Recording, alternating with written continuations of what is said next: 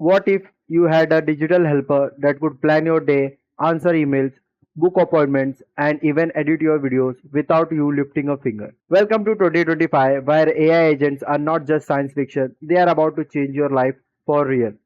Today, I will explain what AI agents are, why everyone's talking about them, and how you can use them right now.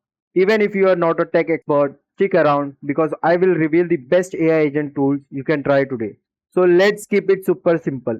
An AI agent is like a super smart digital assistant. Imagine a robot in your phone or computer that can understand what you want, make decisions on its own, takes action for you like sending emails or booking tickets. Unlike old chatbots that can only reply to messages, AI agents can plan steps to reach a goal, like organizing your travel, use different tools like your calendar, email, or even video editor, and it can remember what you like and learn from your feedback. And here is the best part: AI agents are getting faster, smarter, and cheaper every month. You don't need to be a tech genius to use them. Let's see how you might use an AI agent in real life. At home, your AI agents can order groceries, remind your bills, or even control smart lights. At work, it can schedule meetings, summarize reports, or reply to you for your emails. For creators like me, imagine an AI agent that edit your YouTube videos, write description, and post them automatically.